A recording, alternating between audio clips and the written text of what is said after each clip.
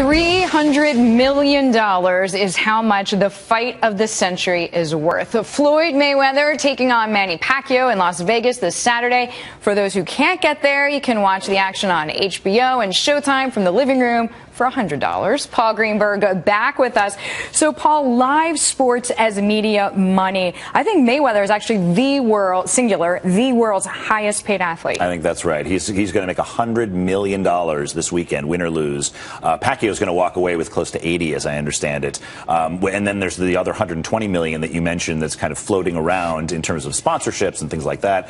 It is an unbelievable money-making sport. So obviously this is a live event, so that's part of the power, the media power. But boxing, I didn't hear too much about boxing for a while, and now obviously boxing is back. They've done a tremendous job promoting this fight. I mean, obviously boxing had its heyday many years ago and has declined from an audience interest as UFC and other things like that have grown. But the promotion around this fight has been absolutely masterful, and it started 3 or 4 weeks ago. You almost never see that around a sporting event besides the Super Bowl. So some tickets are something like $2,000 a pop, but as you pointed out, you know, some people pay that for Super Bowl tickets too. Absolutely. I mean, this is part of going is just the spectacle of this. You know, I mean, again, people probably won't even be in their seats half the time. It's just going to be about seeing and being seen at the event. All right. Now there's NHL, NBA playoffs going on as well in some pretty big media markets, LA, Chicago, DC. That changes who gets paid what, right? Absolutely. New York, obviously the Rangers are in it as well. So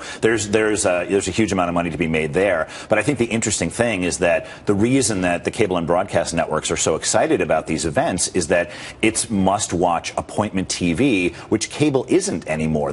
You can watch anything on demand. Millennials, obviously, and people younger are consuming most of their video on Facebook, on their phones, or on YouTube and things like that. And Hulu just paid $180 million for the Seinfeld series. Crazy. And they had paid $90 million for Friends. Right. And it's just astonishing. So now you can watch that on demand. And now Hulu, of course, is tying up with Cablevision, so you can watch Hulu through your cable operator. It's getting very, very confusing, and there's a lot of different bedfellows. But I think the interesting thing about live sports is that, again, it's the only reason to make an appointment to sit and watch your television. Okay, so that's presumably why NBC, paid for the Kentucky Derby rights. Absolutely. It paid for the Kentucky Derby rights and the NHL. TBS and TNT paid for the NBA. Why HBO is paying for the Pacquiao and the Mayweather fight.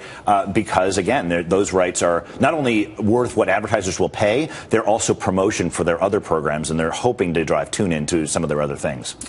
Good indeed. Thank you so much, Paul. Thank you, Deirdre. Paul Greenberg joining me there, CEO of Nylon. We're going to keep you